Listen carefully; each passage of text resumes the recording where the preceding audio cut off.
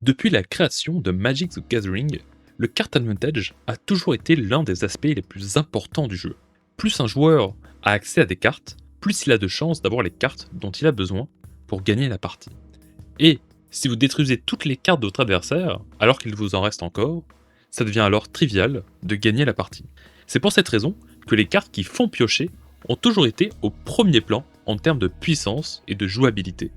C'est la façon la plus simple de donner à un joueur du card advantage et donc d'augmenter ses chances de gagner. Étant donné le nombre impressionnant de cartes qui stipulent un effet de pioche, beaucoup des cartes les plus fortes jamais imprimées sont précisément celles qui vous font piocher. Cependant, il existe deux catégories distinctes. La première, les cantrips, des cartes qui ne vous donnent pas du card advantage et même parfois ne se remplacent même pas. Elles vont coûter moins cher et servent principalement à s'échanger contre une sélection d'autres cartes ou pour un léger bénéfice. Et la deuxième catégorie, toutes les autres, celles qui vous donnent du card advantage. Dans cette vidéo, je vais précisément parler de toutes les autres car je réserve une vidéo dédiée aux cantrips. Les cartes sélectionnées ont été évaluées par leur présence et impact sur les formats compétitifs où elles sont et devraient être jouables. Et pour le premier de la liste, nous avons Echo of Aeons qui vient de Modern Horizon 1. Echo of Aeons est un rituel pour 4 mana incolores et 2 bleus qui a l'effet suivant. Chaque joueur mélange son cimetière et sa main dans son deck pour piocher 7 nouvelles cartes. Il a aussi le flashback pour 2 incolores et un bleu. A noter que si vous jouez Echo of Aeons depuis votre main, il ira au cimetière après sa résolution. Il n'est pas mélangé dans le deck comme les autres cartes. Par contre, si vous le flashbackez, il sera exilé.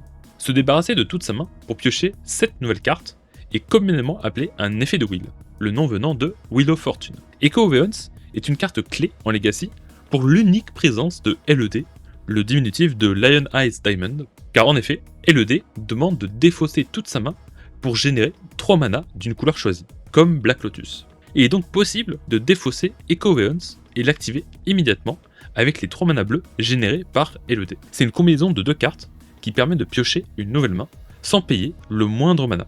Il existe 2 types de stratégies autour de cette combo. La première consiste à rajouter un effet de prison qui va empêcher l'adversaire de piocher ses cartes comme avec Narset, Parter of Ace ou Hullbreacher lors de la résolution de l'effet de Will. Cela permet de vider la main de l'adversaire tandis que vous piochez cette nouvelle carte. Cela mène généralement à la victoire peu de temps après. La seconde contient toutes les stratégies Storm qui jouent déjà LED juste pour la génération de mana et profitent donc d'Echo of Aeons comme un extender, une façon de continuer la combo. On ne se soucie pas de donner des cartes à l'adversaire car soit la combo tue dans le même tour, soit c'est finito. Cependant, Echo of Aeons reste une carte niche dans cette liste car même si elle a marqué le Legacy, elle reste peu jouée dans tous les autres formats.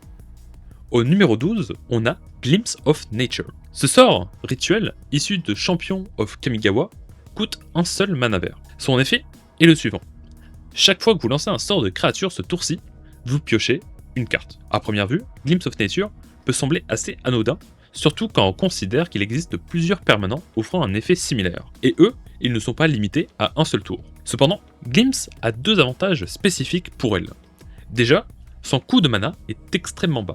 Pour un seul mana, il est très facile de jouer une à plusieurs créatures après avoir joué cette carte. Également, le fait justement de ne pas être un permanent fait qu'il n'est pas possible d'utiliser un sort pour détruire cet effet. Soit Glimpse est contré, soit il faut un effet qui empêche de piocher plusieurs cartes dans le tour. Cette carte est particulièrement puissante dans les decks remplis de créatures à faible coût en mana. Le deck le plus connu pour jouer cette carte est le deck Elf, car justement, il joue de nombreuses créatures à 1 mana qui sont capables de générer plus de mana. Avec Héritage Druide, il est possible d'utiliser ces créatures nouvellement jouées pour continuer à générer du mana. D'ailleurs, il ne faut pas oublier que vous pouvez jouer plusieurs copies de Glimpse of Nature dans le même tour. Les effets se cumulent, signifiant que chaque créature que vous jouez peut piocher plusieurs cartes. Si vous combinez la génération de mana de Héritage Druide avec les cartes piochées de Glimpse of Nature, il devient alors possible de piocher tout son deck, ou alors suffisamment de cartes pour trouver un finisher comme Craterhoof Behemoth ou Natural Order pour aller le chercher. La carte est également utilisée dans les decks purement combo grâce à son interaction avec des créatures à coût 0, comme Ornithoptère. Avec une densité suffisante de créatures à 0 mana, quelques mox pour générer du mana et Glimpse of Nature pour piocher les cartes, il devient possible de jouer suffisamment de sorts pour piocher son deck et tuer grâce à un sort de Storm comme Grapeshot. Ces decks cherchent à donc être plus rapides, mais sont plus fragiles en comparaison avec le deck Elf. Glimpse est si efficace qu'elle a fini par être bannie dans le format moderne. Cependant, il existe des arguments pour justifier son unban et la rendre de nouveau légale en moderne. Il est important de noter que Glimpse of Nature, comme Echo Veons, requiert un deck spécialement construit autour de la carte. Car piocher une carte pour un mana, sans aucun autre avantage, n'est pas une carte jouable, à part peut-être en draft ou scellée juste pour remplir un deck. Cependant, pour piocher 2 cartes, il faut que votre deck puisse jouer 2 créatures après avoir déjà dépensé un mana vert, et ce, de manière consistante. C'est pour ça que pas n'importe quel deck peut intégrer Glimpse of Nature. Glimpse of Nature est actuellement banni en moderne, mais légal dans tous les autres formats éternels, sauf le Pioneer. Concernant le Commander, il est compliqué de construire un deck autour d'une carte en un seul exemplaire qui demande une forte redondance de créatures à faible coût qui génèrent elles-mêmes du mana. Ça demande une masse critique qui n'est simplement pas possible à fournir. Il faut donc plutôt passer par un Commander avec un effet similaire, et Glimpse sert alors d'accompagnement au lieu d'être au cœur de la stratégie. Avec la présence d'Orcish Bowmaster en Legacy, la carte a plus ou moins disparu du format. Mais sinon, c'était le format où elle a le plus brillé dans son histoire. Concernant le Vintage, la carte n'est simplement pas assez forte pour être compétitive. Au numéro 11, on retrouve Sylvan Library, initialement imprimé dans Legends. C'est un enchantement qui coûte un mana incolore et un mana vert. Au début de votre étape de pioche, vous pouvez piocher 2 cartes supplémentaires. Si vous le faites, vous choisissez alors 2 cartes parmi les 3 piochées. Pour chacune, vous pouvez payer 4 points de vie pour la garder, ou alors vous la remettez au-dessus de votre deck. Au-delà de quelques interactions niches dues à son wording inhabituel, la carte ne correspond absolument pas à l'identité de couleur verte. En effet, il n'y a aucune synergie avec des créatures, on a de la manipulation de deck et du sacrifice de points de vie pour gagner un avantage. Elle ressemble beaucoup plus à une carte bleu-noir qu'à une carte verte. Une carte comme Phyrexian Arena lui est souvent comparée, mais Sylvan Library permet à la fois une meilleure sélection et un potentiel de pioche bien plus élevé. C'est le meilleur effet du genre. Dans les formats éternels comme le Legacy, où les fetchlands sont omniprésentes, Sylvan Library devient bien plus forte car on peut mélanger des cartes que l'on ne veut pas ajouter dans la main et ne pas avoir à les repiocher. Il est possible en théorie de payer jusqu'à 16 points de vie pour piocher 4 cartes supplémentaires, même si c'est impossible en pratique contre les decks agressifs. Par contre, contre des decks qui n'attaquent pas les points de vie, ça permet, après 2 tours de jeu, de piocher 4 cartes supplémentaires juste en ayant investi 2 mana. Sans oublier que vous allez continuer de voir des cartes supplémentaires et manipuler le dessus de votre bibliothèque pour le reste de la partie, tant que le Sylvan Library reste en jeu. Elle synergise aussi particulièrement bien avec des effets de gain de vie, comme Uro, Titans of Nature's Wrath. En Commander, où le total de points de vie démarre à 40, Sylvan Library devient incroyable. Cela donne gratuitement 5 pioches supplémentaires. Le défaut de cette carte, c'est qu'elle est mauvaise en multiples exemplaires, car ses effets ne se cumulent pas. Malgré sa puissance, elle n'a jamais été bannie dans aucun des formats où elle a été jouable. Au numéro 10, on a Psychic Frog, qui vient du set Modern Horizon 3, un set conçu directement pour le moderne. C'est une carte en 2 de type grenouille, qui coûte un bleu et un noir. Elle a 3 effets distincts. Lorsqu'elle inflige des dommages de combat à un joueur ou planeswalker, vous piochez une carte. À tout moment, vous pouvez défausser une carte de votre main pour lui donner un marqueur +1/+1. Aussi, à tout moment, vous pouvez exiler 3 cartes de votre cimetière pour lui donner le vol. Cette carte, avec beaucoup de texte, ne paye peut-être pas de mine aux premiers abords, mais la combinaison de tous ces effets la rend terrifiante. Déjà, son premier effet de pioche lui permet d'avoir un effet boule de neige en votre faveur si elle connecte avec l'adversaire ou un planeswalker. Ne pas avoir de réponse rapide à Psychic Frog signe rapidement votre défaite, car dans les decks où est joué Psychic Frog, les autres cartes qui sont constituées dans le deck sont généralement soit des contres pour protéger Psychic Frog, ou des Rimvoll pour gérer les créatures qui lui empêcheraient de connecter. Le second effet lui permet de quasiment toujours gagner des phases de combat et de prendre l'ascendant sur le terrain. Même s'il faut défausser des cartes, si ça permet de détruire une créature adverse, ça vaut généralement le coup. Et si votre adversaire ne bloque pas, vous piochez alors une carte. C'est simplement perdant-perdant. De plus, défausser des cartes peut aussi être un avantage pour placer des cartes clés au cimetière ou activer des effets spécifiques. La troisième est plus ou moins la capacité vol sous condition, mais donner le vol à une créature qui peut déjà snowball et qui est quasiment assurée de gagner tous les combats de toute façon, c'est juste la cerise sur le gâteau. Dès sa sortie, cette carte est devenue la terreur du Legacy en s'insérant dans Bleu-Noir Reanimator. Avoir une menace alternative qui n'était pas sensible aux effets d'anti-réanimation, en plus de pouvoir mettre au cimetière les créatures à réanimer, fut too much.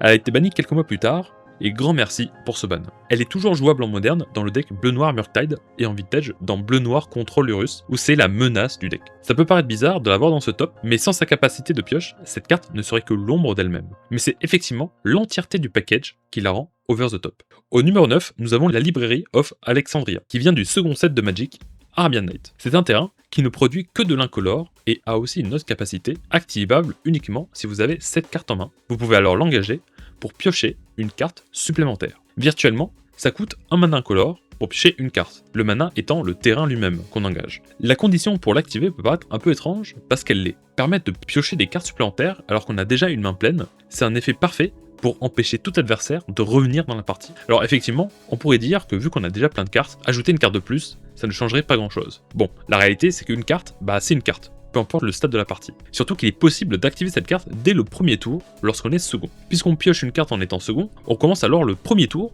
avec 8 cartes en main. Il suffit alors de jouer la librairie et vous pouvez commencer à utiliser son effet de pioche immédiatement. De plus, le concept des cartes légendaires n'existait même pas à l'époque. Donc il était possible d'avoir plusieurs exemplaires de librairie simultanément sur le terrain et de continuellement piocher des cartes. Étonnamment, malgré cette puissance, cette carte n'est pas jouée dans le seul format où elle est légale, le vintage. Après il faut dire qu'en vintage, il est très probable de devoir jouer Force of Will ou une force de négation dès le premier tour pour ne pas perdre la partie contre la majorité des autres decks dans le format. Si vous jouez la moindre carte avant votre premier tour, vous ne pouvez plus profiter de l'effet de la librairie et il sera très improbable de revenir à cette carte plus tard dans la partie. Ça réduit donc considérablement les chances de pouvoir utiliser l'effet de la librairie dans une partie de vintage. Alors vous pouvez me dire que ce n'est qu'un terrain, et vu qu'il génère quand même du mana incolore, c'est plus ou moins gratuit de le mettre dans le deck. Eh bien, pas tant que ça.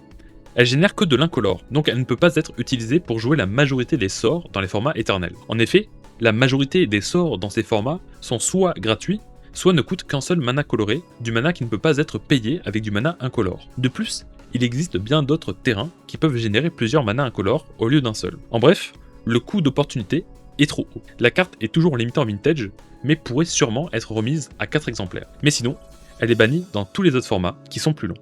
En numéro 8, nous avons The One Ring, qui vient du set Universe Beyond du Seigneur des Anneaux, Tale of the Middle-earth, conçu directement pour le moderne. C'est un artefact qui coûte 4 incolores avec les effets suivants. Vous pouvez l'engager pour ajouter un marqueur fardeau sur l'anneau, puis vous piochez autant de cartes que de marqueurs fardeau. En gros, vous piochez d'abord une, puis 2, puis 3 cartes, et ainsi de suite. Au début de votre entretien, vous perdez autant de points de vie que de marqueurs fardeau. Également, le tour où elle arrive, vous gagnez la protection contre tout jusqu'à votre prochain tour. Cela ne concerne pas vos permanents en jeu. Et pour finir, l'anneau est indestructible. Depuis sa sortie, c'est une carte qui est immédiatement devenue iconique. Non seulement parce qu'une copie unique au monde s'est vendue des millions à Post Malone, mais aussi parce qu'elle a redéfini le legacy et le moderne. Pour faire un petit topo, vous pouvez immédiatement piocher une carte le tour où vous la jouez. De plus, vous êtes invincible jusqu'à votre prochain tour.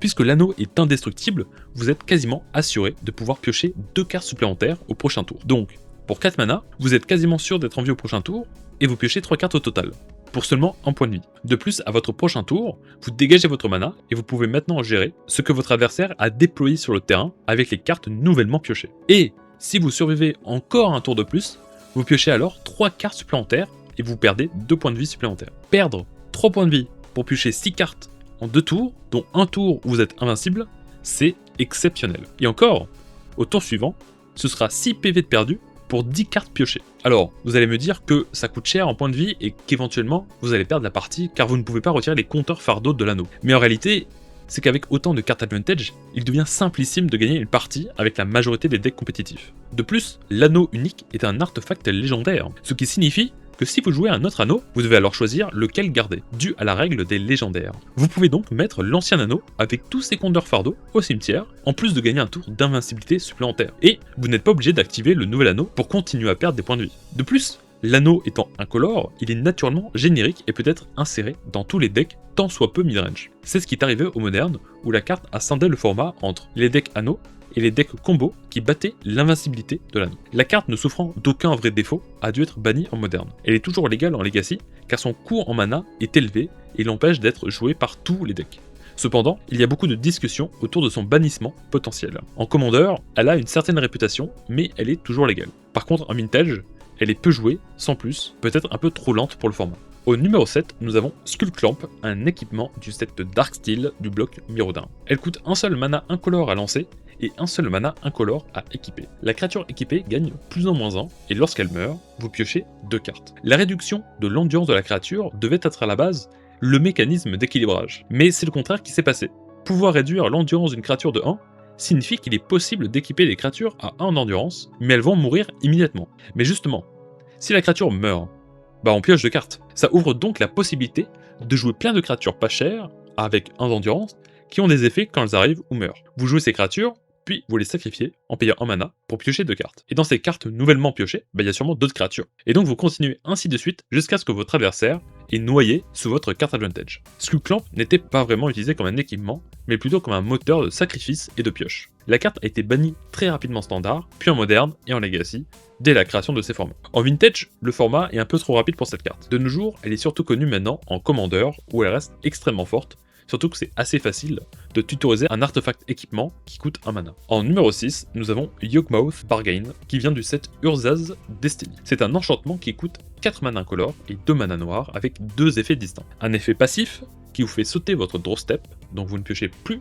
au début de votre tour, et un effet activable à tout moment et répétable qui permet de piocher une carte en payant 1 point de vie. Le concept est simple, vous sacrifiez votre habilité de piocher normalement pour la remplacer avec le bargain. Le souci, c'est qu'il n'y a pas vraiment de sacrifice si vous gagnez le même tour où vous jouez la carte. Car s'il vous reste par exemple 15 points de vie, vous pouvez immédiatement piocher 14 cartes et donc trouver ce qu'il vous faut pour gagner la partie. La carte s'inscrit alors parfaitement dans un deck Storm. C'est le payoff parfait. Mais si on se contente d'un deck plus fair play, il suffit de jouer quelques cartes de gain PV pour continuer à piocher toujours plus de cartes. Et gagner des points de vie dans Magic, ça coûte pas très cher. Donc même des decks fair play pourraient facilement piocher tout leur deck sans trop d'efforts avec Yawgmoth Bargain. Aussi, imaginez cette carte en commander avec 40 points de vie. Pour toutes ces raisons, la carte est bannie depuis toujours dans tous les formats, sauf en vintage où elle est juste un poil trop chère. En numéro 5, nous avons Memory Jar, une carte qui vient d'Urza's Legacy. C'est un artefact qui coûte 5 mana incolore avec la capacité suivante. À tout moment, vous pouvez engager et exiler Memory Jar, puis chaque joueur va mettre de côté sa main pour piocher cette nouvelle carte. À la fin du tour, il faut défausser toutes les cartes piochées de cette façon et reprendre les autres cartes qui ont été mises de côté. Memory Jar, comme Echo Veons, est un effet de will, mais pour 5 mana incolore. Jar est assez similaire à Yawgmoth Bargain en pratique, car le but, c'est de la jouer pour piocher une nouvelle main et extend votre combo. Cependant, même si Jar pioche potentiellement moins de cartes, ça ne coûte en revanche pas de points de vie, et donc c'est moins sensible à des decks agressifs. De plus, elle coûte 1 mana de moins et est incolore. C'est donc bien plus simple de générer du mana pour la jouer et peut s'inscrire dans beaucoup plus de stratégies différentes. Puis, au bout d'un moment, le nombre de cartes exactes que l'on pioche n'est pas tellement important tant que c'est suffisant pour gagner la partie. Memory Jar a toujours été banni en Legacy, mais est légal dans tous les autres formats. C'est sûrement moins un problème en Commander, car il y a 2 adversaires supplémentaires qui piochent aussi des cartes et qui peuvent potentiellement stopper votre combo. En plus du fait qu'il est plus compliqué de construire un deck Storm cohérent dans un format singleton et de 100 cartes. En numéro 4, nous avons Treasure Cruise, qui vient du set Cans of Tarkir. Ce rituel coûte normalement 8 mana, dont 1 mana bleu. Mais grâce à Delve, il est souvent lancé seulement pour 1 ou 2 mana. Pour rappel, tous les formats compétitifs éternels, payer 2 mana pour piocher 2 cartes sous condition est déjà considéré comme excellent. Expressive Itération a même été banni en Legacy pour cette raison, alors que parmi les 2 cartes sélectionnées, une des 2 devait être jouée dans le même tour où Expressive Itération était jouée. Vous pouvez penser que devoir exiler cette carte du cimetière est un coût non négligeable. Cependant, il existe les Fetchland dans les formats éternels, qui sont les terrains les plus joués du format. Ils peuvent se sacrifier pour aller chercher n'importe quel autre terrain de même type dans votre deck. Il est donc assez courant de jouer 2 à 3 fetch dans les 4 premiers tours de la partie. Et donc ça fait déjà 2 à 3 cartes mises dans le cimetière naturellement, sans aucun effort de votre part. De plus, dans tous les decks des formats éternels, les cartes coûtent rarement plus de 2 mana, avec beaucoup de cartes à 1 mana, voire gratuites. Le cimetière se remplit donc très rapidement juste en jouant une partie normale de Magic, contrairement à des formats moins puissants comme le Standard ou le Pioneer, où là ça demande plus d'efforts. Il suffit de voir que Murktide Régent est l'une des menaces principales du Modern et du Legacy, et il est régulièrement joué sur le tour 3 en exilant 5 cartes du cimetière. Il est donc très facile, sans adaptation particulière, de jouer Treasure Cruise pour 1 ou 2 mana aux alentours du 4ème tour, en essayant simplement d'interagir avec votre adversaire. Dès sa sortie, tous les decks bleus dans tous les formats avec des Fetchland l'ont adoptée et elle a été rapidement bannie. Elle est actuellement limitée à 1 exemplaire en Vintage et étonnamment autorisée en 4 exemplaires en Pioneer, mais ça peut s'expliquer avec l'absence des Fetchland dans ce format. Cependant, même en Pioneer, elle est le pilier de l'un des meilleurs decks du format, le deck bleu-rouge Phoenix. Et sur le podium, en 3ème position, nous avons Time Twister, un membre du Power 9 et du tout premier set de Magic Alpha. C'est un rituel pour 2 mana incolores et 1 bleu qui a l'effet suivant. Chaque joueur mélange sa main et son cimetière dans sa bibliothèque, puis pioche 7 nouvelles cartes. Time Twister se mettra ensuite dans le cimetière après résolution, comme Echo Veons. Alors, en réalité, sur cette 3ème place, il n'y a pas que Time Twister, mais je me permets aussi de rajouter Windfall et Wheel of Fortune. Wheel of Fortune, rappelez-vous, c'est la carte qui a donné le nom aux effets de Wheel. Elle est très similaire à Time Twister, à la différence près que vous ne mélangez pas les cartes de votre main et de votre cimetière dans votre deck, mais à la place, chaque joueur se défausse de sa main pour piocher les 7 nouvelles cartes. Elle est aussi sortie dans le set Alpha avec Time Twister. Windfall est une carte d'Urza Saga. Elle est identique à Wheel of Fortune, mais chaque joueur pioche autant de cartes que le joueur qui a défaussé le plus de cartes. Donc par exemple, si le joueur qui a défaussé le plus de cartes a défaussé 5 cartes, chaque joueur pioche 5 cartes. En pratique, Windfall est généralement joué dès le premier tour où votre adversaire tient cette carte en main. Mais sinon, même pour piocher 3, 4 ou 5 cartes, puisque vous jouez un deck qui cherche à abuser de cet effet, ça reste très puissant. Et piocher quelques cartes en moins pour être dans la couleur bleue la rend possiblement meilleure que Wheel of Fortune, juste parce qu'il n'y a pas besoin de splasher de rouge, une couleur qu'on veut probablement pas jouer en dehors de Wheel of Fortune. Tous ces effets sont abusables de la même façon, et c'est donc pour cette raison que je les regroupe tous dans la même position dans cette liste. Tous ces effets de Wheel sont utilisés de la même façon que Memory Jar ou Echo of Aeons, mais le fait de coûter seulement 3 mana pour avoir accès à cet effet, sans aucune condition,